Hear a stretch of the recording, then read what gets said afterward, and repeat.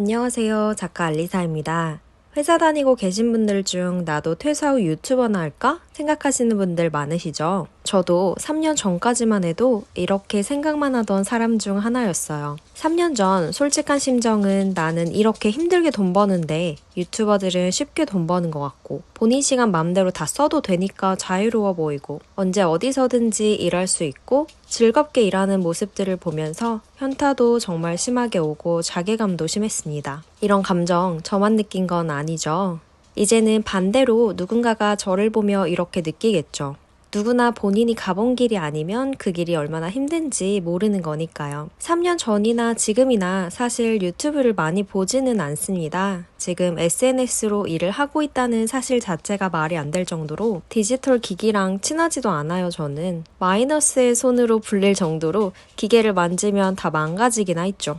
어찌나 똥손인지. 그런데 한 유튜버 분을 보면서 나도 유튜버나 할까? 라는 생각이 들었던 건 그 사람의 삶을 무시하는 투로 말하는 게 아닌 나도 저 사람처럼 세상에 이로운 이야기를 전하고 싶다라는 마음이 들어서였습니다. 자기 개발에 관심이 있으시면 모두 아는 드로우앤드류 님이에요. 3년 동안 많은 영향을 받았고 유튜버나 해볼까? 로 시작해서 드로우앤드류님을 계속 지켜보다가 럭키드로우 책이 출간되고 나서 나도 책을 쓰고 싶다라는 막연한 생각을 안겨주신 분이기도 합니다. 책이 쓰고 싶다고 생각이 든 건 좀 되었는데 저도 다른 분들과 마찬가지로 새로운 도전이 너무 무섭고 한 번도 해보지 않은 일이라 자신이 없었어요. 막연하게 출간을 해보고 싶은 마음은 있었지만 진짜로 움직일 생각은 없었던 거죠. 실행력도 부족하고 책을 써야 하는 결정적인 이유도 없었습니다. 하지만 책을 쓰고 싶다는 막연한 생각은 결국 저를 작가로 만들어 주었습니다. 그 생각을 한 지 한 달 뒤 인생에 큰 시련이 찾아왔었고 모든 걸 다 잃고 삶의 끝자락에 있을 때 진짜 하고 싶은 게 무엇인지가 느껴지더라고요. 진짜 하고 싶은 일이 바로 글 쓰는 것이었어요. 나의 스토리를 세상에 알려서 나와 비슷한 삶을 살고 있는 분들에게 희망과 용기가 되어주고 싶었습니다. 그걸 글로 표현하고 싶었고 책이라는 걸로 결과가 나왔으면 좋겠다라는 명확한 목표가 생겼어요. 유튜버나 할까? 로 시작했던 것이 책 쓰고 싶다라고 바뀌었고 글로 사람들에게 용기를 주고 싶다로 또 바뀌고 결국 마지막엔 사람을 살리는 글을 쓰자라는 사명 같은 게 생기면서 비로소 실천해야 하는 동기부여가 올라왔습니다. 럭키드로우 책을 읽으면서 책을 쓰고 싶다라고 생각이 들었던 건 그 책 안에 나오는 경험들이 제가 외국에서 겪은 경험과 매우 비슷했어요.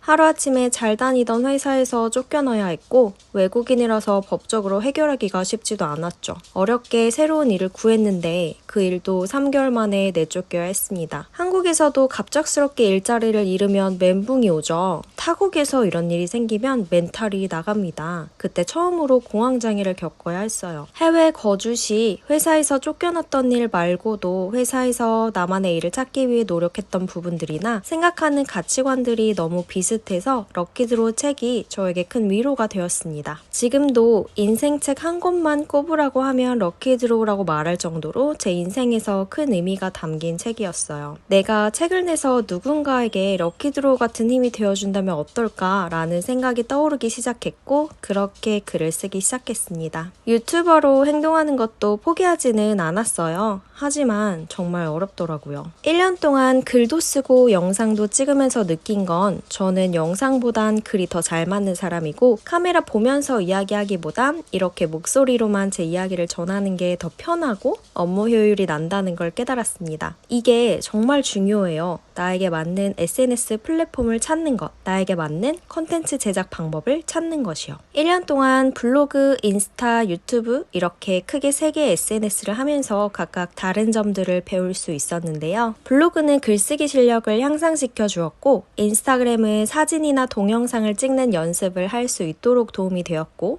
유튜브는 스피치에 있어서 더 많은 노력을 할 수 있게 계기가 되어 주었죠. 지금은 3가지를 크게 부담 없이 운영하고 있지만 처음 시작할 땐 정말 어려웠습니다. 유튜버나 할까? 라고 말했던 제 자신을 엄청나게 반성했죠. 직접 해보니까 콘텐츠 크리에이터 분들에게 존경심이 생기더라고요. 특히나 구독자 많은 분들이요. 구독자가 많아서 대단하기보다는 그렇게 만들기까지 얼마나 노력했는지를 아니까 구독자는 그 노력의 대가 정도인 거예요. 단순히 숫자가 그 사람이 되어줄 수는 없다는 거 저도 압니다. 하지만 숫자가 높다는 건 그만큼 내 채널을 키우기 위해서 열심히 분석하고 시도하고 많이 실패해봤다는 뜻이기에 결코 쉽게 생각해서는 안 됩니다. 유튜버나 할까? 라는 생각이 든다면 해보라고 적극 추천하고 싶어요. 새로운 시도는 늘 좋은 영감을 주니까요. 지금 내가 하는 일과 전혀 관련이 없는 이야기를 하셔도 좋아요. 저도 10년 동안 회사를 다니면서 자기계발과 관련 없는 일을 했지만 지금 자기계발이나 동기부여 이야기를 하는 것처럼 그냥 본인이 가장 관심 있고 좋아하는 것에 대한 이야기를 해보세요. 예쁘게 편집할 필요 없고 얼굴이 나올 필요도 없고 저처럼 목소리 노출 안 시켜도 됩니다. 그냥 일단 시도해보셨으면 좋겠어요. 결과 생각하지 마시고요.